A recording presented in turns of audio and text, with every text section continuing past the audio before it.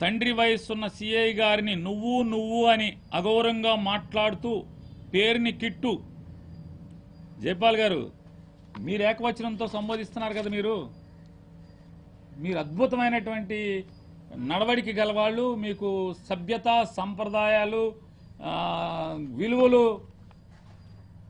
అరికాలి గోరు దగ్గర నుంచి వెంట్రుక వరకు ఉన్నటువంటి మీరు ఏకవచనంతో ఒక వైఎస్ఆర్ కాంగ్రెస్ పార్టీకి ఎమ్మెల్యేగా మొన్న పోటీ చేశాడు. కానీ సంఘంలో బాధ్యతాయుతమైనటువంటి ఒక రాజకీయ పార్టీకి ఉన్నారు. మీరు ఏకవచనంతో మీరు మాట్లాడేయచ్చు. మీకు వయసు ఉందా? ఓకే, మీది నాది ఒకే వయసు కదా, మాట్లాడతారు. సో వయసు తక్కువ ఉన్నోళ్ళు మాత్రం తండ్రి వయసు ఉన్నోళ్ళు ఏం పీక్కోమన్నా, లేదా అక్కడ జరిగిన సంఘటన ఏంటి జైపాల్ గారు? ఆ కూలగొడుతున్న ఇంటికి పేర్ని కృష్ణమూర్తిని నిలువరించిన చోటికి 100 మీటర్లు ఉంది. ఆ 100 మీటర్ల అంటే తారు రోడ్డు మీద సర్కారు తోట నుంచి, అంటే జిల్లా పరిషత్ సెంటర్ నుంచి చిలకలపూడి మదర్ తెరీసా విగ్రహం అనుకున్న వెళ్ళేటువంటి రోడ్డు మీద మీరు పేర్ని కృష్ణమూర్తిని నిలువరింపు చేశారు. ఒక సర్కిల్ ఇన్స్పెక్టర్ గారిని అక్కడ విధులో అప్పచెప్పి ఆయన అక్కడే నుంచున్నాడు. కొనేమన్నా తోసుకుని వెళ్ళాడా? తోసుకుని వెళ్ళా, అక్కడే నుంచున్నాడు. అతను ఎమ్మెల్యే అభ్యర్థి కాబట్టి అతనితో పనిచేస్తున్నటువంటి కార్పొరేటర్లు వాళ్ళందరూ కూడా వచ్చి నుంచుంటారు. లేదా మాజీ కార్పొరేటర్లు, లేదా ముఖ్యులో, పార్టీలో తిరిగేవాళ్ళు, ప్రజల్లో బాధ్యతగా గుర్తింపు పొందిన ఆయనతో పాటు వచ్చి నుంచున్నారు. మీరంతా వెళ్ళిపోమని మీరు మాట్లాడుతూ మొదలుపెట్టారు. లేదండి మీరు ఇక్కడే మేము అందరం ఇక్కడే ఉంటాం, మీరు కొట్టేసి వెళ్ళిపోండి అని చెప్పారు. వారేమన్నారు? మీ గవర్నమెంట్లో కొట్టాం, ఈ గవర్నమెంట్ ఉన్నా కొడతాం అన్నాడు. మా గవర్నమెంట్లో బందర్లో మీరు ఎప్పుడు పనిచేశారు? మీరు బందర్లో ఎప్పుడు పోస్టింగ్ లేదు కదా, మేము పడేసామని మీరే చెప్తారు మా గవర్నమెంట్లో అని చెప్పి మాట్లాడారు. రెచ్చగొట్టింది ఎవరు? పోలీస్ అధికారిగా మీ గవర్నమెంట్లో కూడా కొడతామని కొట్టాము, మా గవర్నమెంట్లో ఎప్పుడు కొట్టాము? ఏ ఇల్లు కొట్టారు? ఈ సీఏ గారు ఎప్పుడు సాక్ష్యం ఉన్నాడు? ఆయన ఎప్పుడు అడ్డం ఉండి ఎవరిని రాకుండా ఎప్పుడు మేము కొట్టమంటే కొట్టించాడు? ఏ మున్సిపల్ కమిషనర్ కొడతాకి మా గవర్నమెంట్లో ఉండగా అప్పుడున్న పనిచేసినటువంటి ఏ అధికారి రక్షణ కోరితే వచ్చి రక్షణగా ఉండి కొడతంటే రక్షణగా ఉన్నాడు? లేరు కదా. అదే మాట అన్నాడు. అంటే ఆయన ఏం మాట్లాడతాడంటే, ఆయన కొడుకు వయసు కాబట్టి నువ్వు అనేయచ్చు. ఎస్పీ గారు నాకన్నా చిన్నోడు, నువ్వంటే చెల్లుతుందా? డీజీపీ గారు నేను ఇంచుమించుగా 2-3 ఏళ్ళు అటు ఇటుగా వయస్కులు ఉంటాం, డీజీపీ నువ్వు అంటే అవుతుందా? లేదా బందర్లో ఉన్నటువంటి అడిషనల్ ఎస్పీ గారు, డీజీపీ గారు లేదా సమవయస్కులుగా ఉంటారనుకోండి, నువ్వంటే అవుతుందా? లేదా బందర్లో ఉన్న అడిషనల్ ఎస్పీలు డీఐజీ గారి కంటే పెద్దోళ్ళు, ఆయన్ని చిన్నోడు కాబట్టి నువ్వు అని అనగలరా? అశోక్ గారిని అనగలరా? ఎస్పీ గారిని అనగలరా? ఎస్పీ ఆన్ ఆర్డర్లో ఉన్నప్పుడు మనం జాగ్రత్తగానే ఉండాలి. జైపాల్ గారు, స్టార్ట్ చేసింది ఎవరు?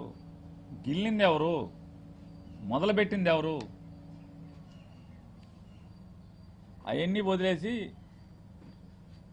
శరీరాన్ని అవహేళనగా మాట్లాడుతూ, కృష్ణమూర్తి ఆయన శరీరాన్ని గురించి ఎక్కడ మాట్లాడాడు? ఏ వీడియోలు? జైపాల్ గారు మీరు చెప్పండి. పేరుని కృష్ణమూర్తి గారు మీరేంటారు?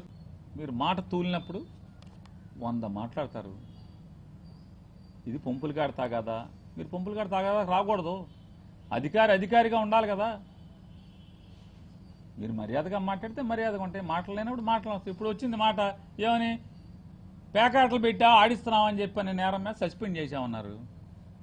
మరి దీనికి సమానం చెప్పి జైపాల్ గారు నువ్వు పబ్లిసిటీ. ఎవరిది పబ్లిసిటీ? కాదు సార్, ఎవరిది జైపాల్ గారు పబ్లిసిటీ? ఎవరిది పబ్లిసిటీ అంటున్నా?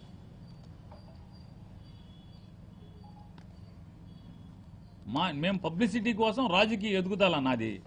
ఇంకేం ఎదగను బాబు. జైపాల్ గారు, నేను ఇంకేం ఏదన్నా ముఖ్యమంత్రిగా ఇంకెక్కడ అవుతాను? అవదు కదా. మాకు ముఖ్యమంత్రి జగనే. ఇక నేను అయిపోయింది, అన్నీ మానేజ్. ఇప్పుడు ఏమి వద్దనే కదా 3 సార్లు ఎమ్మెల్యే అయిపోయా, ఈ ఊరికి చేయాల్సింది చేసేసా, మంత్రి కూడా అయిపోయింది, ఇక చాలులే బాబు అని చెప్పని నేను మానుకున్నా. ఇంకా నేనేం ఎదుగుతాను? నా ఎదుగుదల, నా పబ్లిసిటీ, ఇంకేం పబ్లిసిటీ? ప్రస్తుతం జైపాల్ గారు, నా ఉద్యోగం తెలుగుదేశం ప్రభుత్వం చేస్తున్నటువంటి దురాగతాలని, అక్రమాలని, దుందుడుకు చర్యల్ని, దోపిడీల్ని, ప్రజల్ని దోచుకునే చోట ఎక్కడెక్కడ జరుగుతుందో ఆ దాంట్లో పోరాటం చేస్తున్నటువంటి కృష్ణా జిల్లాలోనూ వైఎస్ఆర్ కాంగ్రెస్ పార్టీ ప్రతి కార్యకర్తకి అండగా ఉద్యోగం చేయటమే నా విధి నిర్వహణ. దానిలో భాగంగా ఆ దోపిడీదారులకు ఎవరెవరైతే కొమ్ము కాస్తుంటారో వాళ్ళని కూడా గట్టిగా నిలదీయటం అనేది నా ఉద్యోగ ధర్మం, నేను చేయాల్సినటువంటి విధి. దానిలో భాగమే నువ్వు నన్ను పబ్లిసిటీ అనుకున్నా సార్, జైపాల్ సార్, మీరు నన్ను దాన్ని పబ్లిసిటీ అనుకున్నా, నా రాజకీయ ఎదుగుదల అనుకున్నా, ఏమనుకున్నా నిలదీయటం మాత్రం ఆగదు జైపాల్ గారు, ప్రశ్నించటం ఆగదు జైపాల్ గారు. కేసు కట్టి జైల్లో వేసినంత మాత్రాన జైలు ఊసల లోపల నుంచి కూడా ప్రశ్నిస్తూనే ఉంటాను జైపాల్ గారు. మాలో ఎలా అయితే, రాజకీయ నాయకుల్లో ఎలా అయితే తప్పుడు వాళ్ళు కొంతమంది ఉన్నారో,